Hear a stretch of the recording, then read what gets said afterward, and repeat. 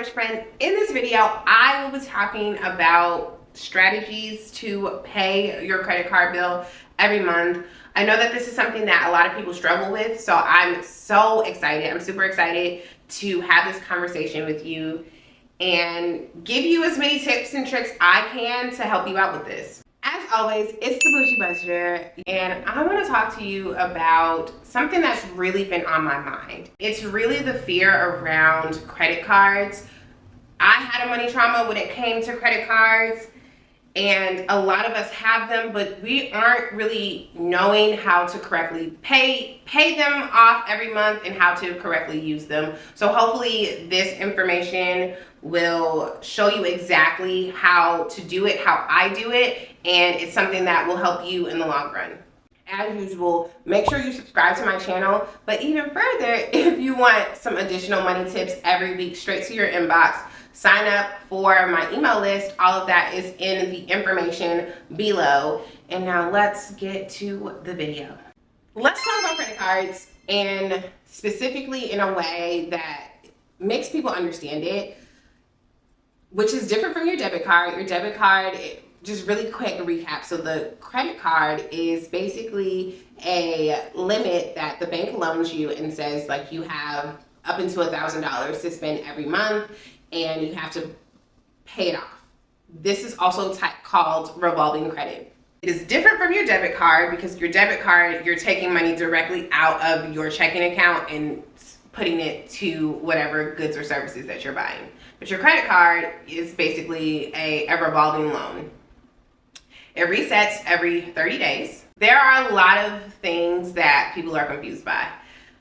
One thing that I want to make sure I clear up is a store card or store credit card is in fact a regular credit card. That is a credit card. It just has limitations in which you can use it. So a Victoria's Secret credit card, a Gap credit card, all of those are actual credit cards.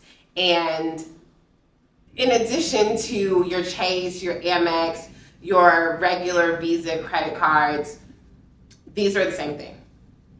And I see a lot of people get that wrong, or they're confused, especially around the way that things are marketed. I used to work at Victoria's Secret, and we would just call it the VS Angel card.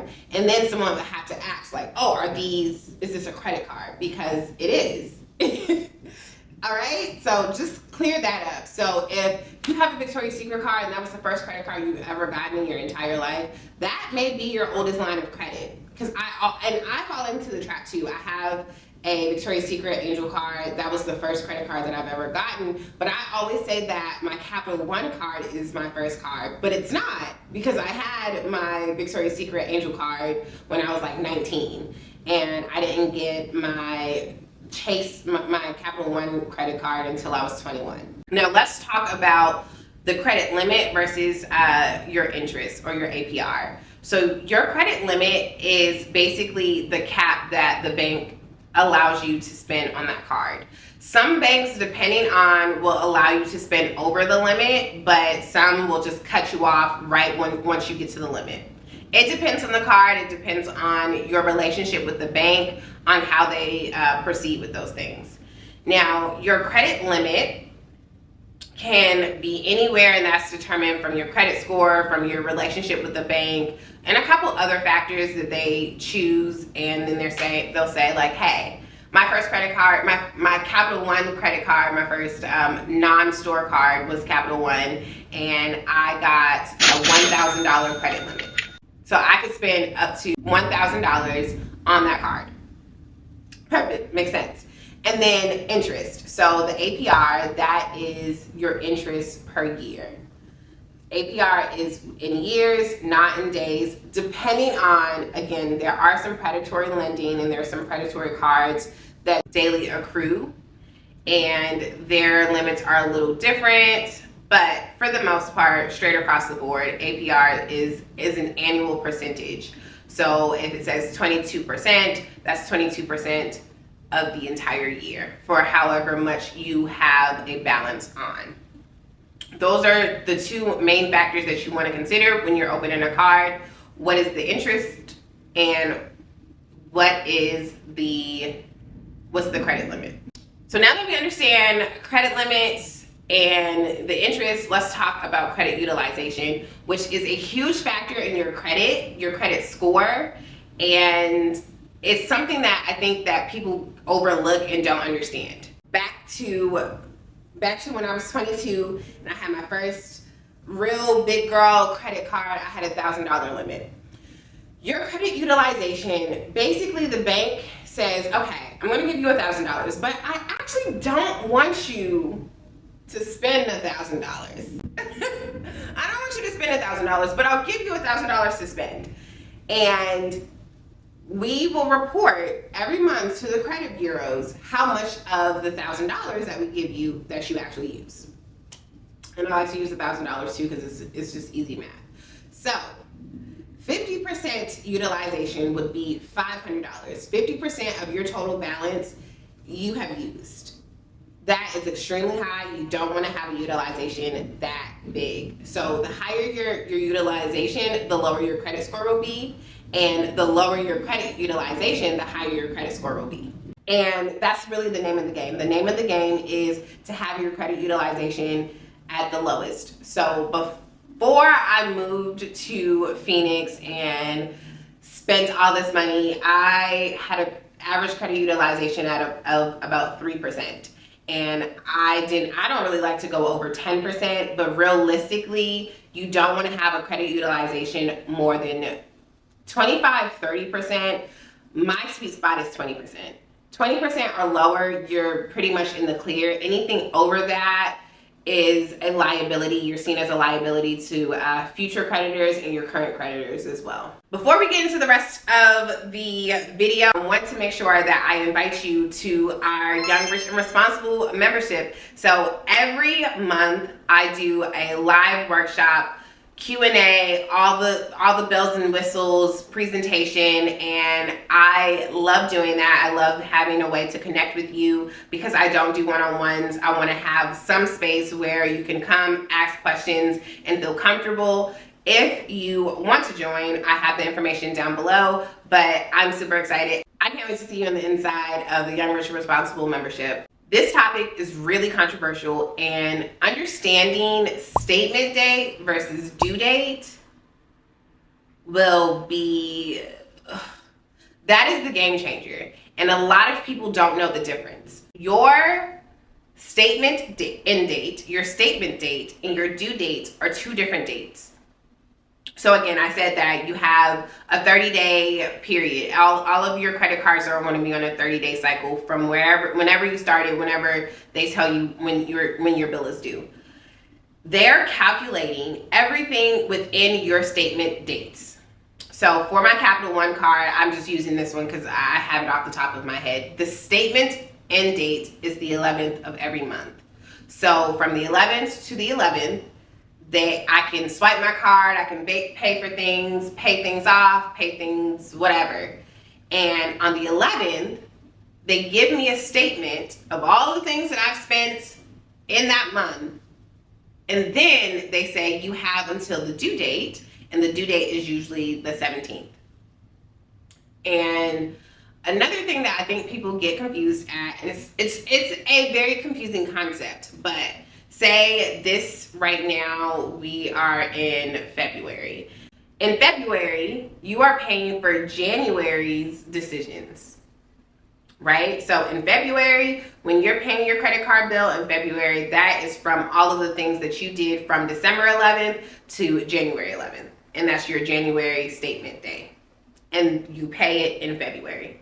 So the 11th is my statement end date. And then I have the next month until the 17th to pay it off. And that's my due date. On your due date, so your due date will determine whether you have to pay a late fee and then how much interest you will also incur.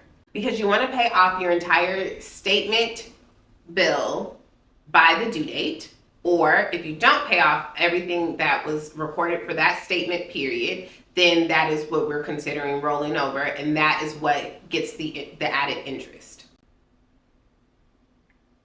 I'm gonna say it again. Your statement end date, your statement date is the last day that the bank is counting all of your spending habits for that month. Once you get your statement, then you have about 30 days. You have about another 30 days to pay your statement in full. If you do not pay your statement in full, then you will pay interest on whatever is left over. And that's where the minimum comes into play as well. So by the due date, you only really need to pay the minimum payment to stay current and in good standing with your credit card company. You can pay more than that, but you can't pay less than the minimum. Now that we understand statement date versus due dates and all of that jazz, let's talk about when the best time to pay is. Because your utilization, how your utilization is reported after the statement ends. So you want to make sure that at the end of your statement reporting period, you have very low utilization. So in the example, I said I spent $500 and my credit limit is $1,000. So that's a 50% credit utilization if that is reported to the credit bureaus. What I would suggest you do is, if you don't have the full $500 to pay before the end of the statement date, pay, let's say, half, $250. Pay the $250 before the end of the statement date. So before the 11th, let's say the 9th. I always like to do at least 2 to 3 days before the end of the statement date, just so everything is processed. So if my statement end date is the 11th and I have a 50%, and I don't want to report a 50% credit utilization, I will pay half before the statement end date, three days before. And that's because I also still want there to show that there was some activity during that statement day. And then after the statement day has closed, then I like to make my final payment, pay off my total balance. I prefer to pay in full every month so I don't have to pay any interest. If you cannot afford to do that, I understand, but this is the best way to handle your credit cards when you have the luxury to pay off your credit cards in full. So about 3 to 5 days before my statement due date is when I like to pay the other half of what's left to pay on my statement. And that's because, again, I want to give it some time to process. Some banks are finicky. Some will prefer they won't take the money out, but this is how I like to pay it. And I've never had any issues paying this way, making 2 payments. One thing I will also clear up. If you make 2 payments within the same statement period, that does not count twice towards your credit, or that doesn't make your credit look even better. The credit card companies only report to the credit bureaus once a month, regardless. They only report once they have submitted your statement for the period, and that's it. Nothing more, nothing less.